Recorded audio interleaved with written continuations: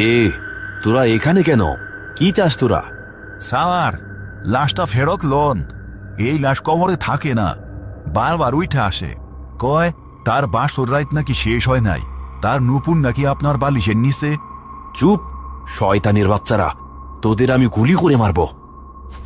রাশেদ দৌড়ে ড্রয়িং রুমে এলো, কিন্তু দরজা খুলতেই সে ভয়ে জমে গেল। দরজার ওপাশে শাহাবুদ্দিন আর মতি দাঁড়িয়ে আছে, তাদের কাঁধে সেই লাশ।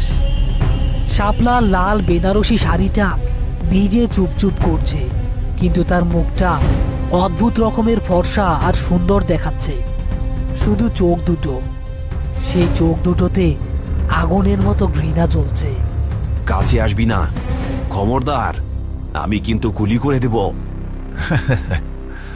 গুলি কইরা লাভ নাই স্যার, যার জাম নাই তারে আর কি মারবে। মতি, লাশটা সোফায় শোয়া। মতি লাশটা সোফায় নামিয়ে রাখল।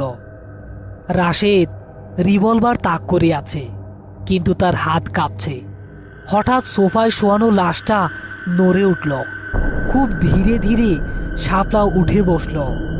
তার ঘাটটা একটু বাঁকানো, যেভাবে সে কবরে শুয়েছিল। রাশেদ, আমার নুপুরটা দাও। তুমি না বলেছিলে এই নুপুর পরলে আমাকে দেখতে পরীর মতো লাগে? তাহলে নুপুর খোলার সময় আমার গলা টিপলে কেন? না না, তুমি তো মারা গিয়েছো, তুমি জানতো না। আমি আমি তোমাকে মারিনি, তুমি হার্টফেল করে বলেছো। মিথ্যা কথা। তুমি আমার বাবার সম্পত্তি চাও, আমাকে চাও না। তাই বিয়ের রাতেই আমাকে মেরে ফেলেছ। আমার নুপুরটা খোলার সময় আমি ছটফট করছিলাম বলে ওটা ছিঁড়ে তোমার বালিশের নিচে লুকিয়ে রেখেছ। দাও আমার নুপুর, আমাকে দাও রাশেদ। গুলি শাপলার শরীর ভেদ করে দেয়ালে গিয়ে লাগলো। শাপলার কিছুই হলো না। সে আরো কাছে এগিয়ে এলো। ঘর জুড়ে এখন তীব্র পচা লাশের গন্ধ। রাশেদ ভয়ে পিছিয়ে যেতে যেতে শোবার ঘরের দিকে দৌড় দিল এবং দরজা বন্ধ করে দিল। বেঁচে গেছি, বেঁচে গেছি। কাল সকালেই এই সব কিছুর শেষ করব।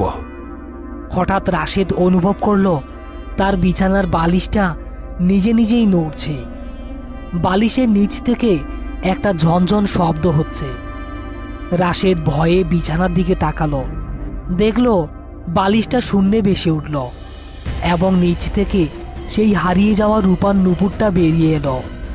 নুপুরটা মেঝেতে গড়িয়ে রাশেদের পায়ের কাছে এসে থামলো। না না, আমার কাছে আসিস না ওর কাছে। এবার নুপুরটা থেকে ধোঁয়া বের হতে শুরু করলো এবং সেই ধোঁয়া কুণ্ডুলি পাকিয়ে শাপলার আকৃতি ধারণ করলো।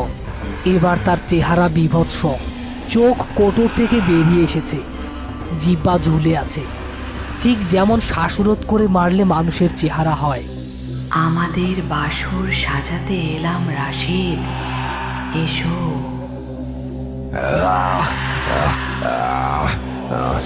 বাঁচাও, আমার বুকে ব্যথা, বাঁচাও। রাশেদ চৌধুরী বুক চেপে ধরে মেঝেতে লুটিয়ে পড়ল। তার চোখ দুটো উল্টে গেল। শাপলার প্রেতাত্মা তার মুখের উপর ঝুঁকে এলো। রাশেদের নিথর দেহটা কয়েকবার কেঁপে স্থির হয়ে গেল। বাইরের ঝড়ের শব্দ ছাপিয়ে একটা অট্ট হাসি শোনা গেল, নাকি সেটা কান্নার আওয়াজ বোঝা গেল না। পরদিন সকালে পুলিশ নীলকুঠি বাংলো ঘিরে রেখেছে। রাশেদ চৌধুরীর লাশ তার শোবার ঘর থেকে উদ্ধার করা হয়েছে।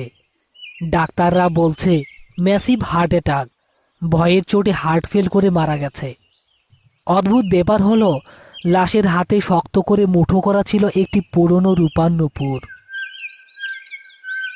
উস্তাদ, একটা জিনিস খেয়াল করছেন? পুলিশ তো কিছুই সন্দেহ করলো না, ভাবলো এটা স্বাভাবিক মৃত্যু। আরে স্বাভাবিকই তো। পাপের ফল পাওয়াটা প্রকৃতির স্বাভাবিক নিয়ম। আল্লাহ ছাড় দেয়, কিন্তু ছাইরা দেয় না। আর মাইয়াটা, শাপলা ভাবি?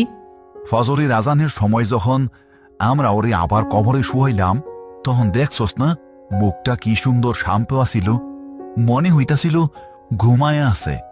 নুপুর দুইটা ওর পায়ে পড়াইয়া দিছি, এখন আর ও আমাকে ডিস্টার্ব করবো না, ওর আত্মা শান্তি পাইছে। হ উস্তাদ, তবে একটা কথা, এই লাল বেনারসি শাড়ির কথা আমি জীবনেও বলবো না।